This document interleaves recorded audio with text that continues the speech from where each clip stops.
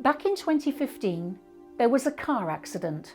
My 24-year-old son was missing. Possibly injured, possibly dead.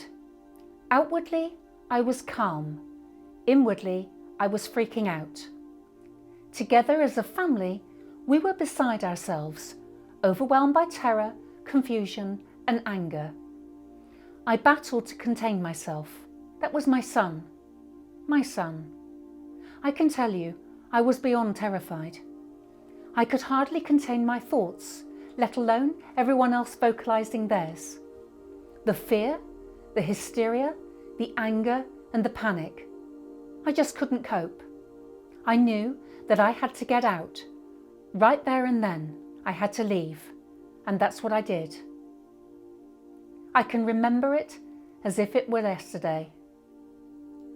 Walking, ignoring my panic and the urge to bolt down the squelchy lane to the valley, I quickened my pace. I slipped and nearly fell. Nearly there now. At last I made it.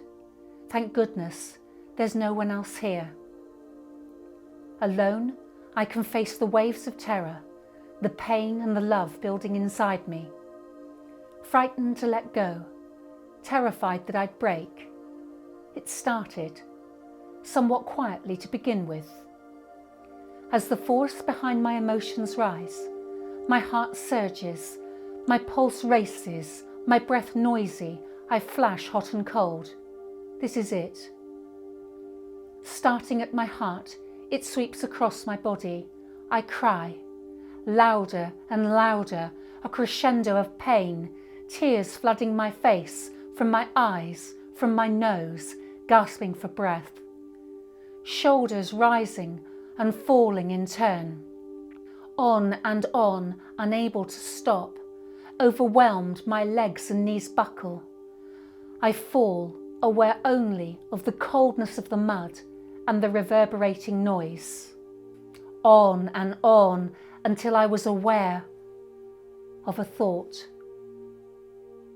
I hope no one can see or hear you. They'll think you're having a breakdown. I didn't care. Consumed by the intensity of my grief, my anger, my fear and my love, my body took over. Blasting my emotions, the valley echoed them back at me. Past caring now. I'd never really let go of my emotions. I'd never really lost it. I'd never really expressed my sadness, my anger or my pain. On and on it continued. A little while later, another thought. I'm out of control. This isn't stopping, and it's scaring me now. Will it stop? How do I stop? Another thought.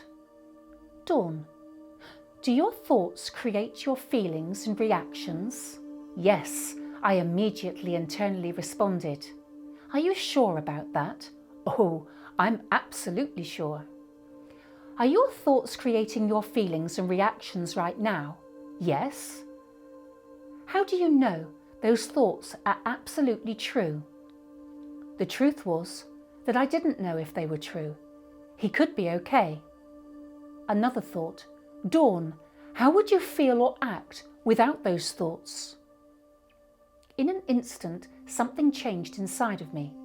Something palpable, indescribable. I was inexplicably calm, still.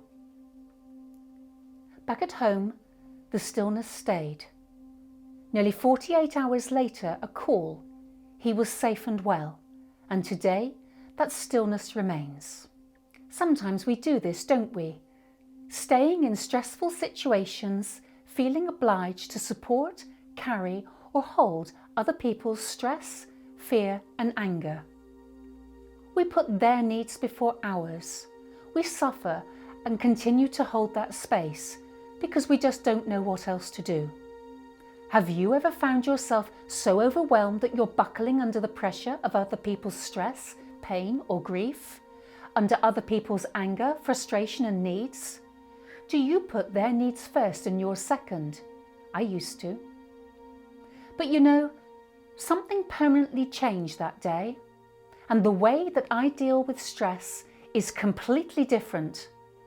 If you are looking for a simple, technique-free way to handle your stress, to regain your composure, or to have the courage to walk away, I am here to help you.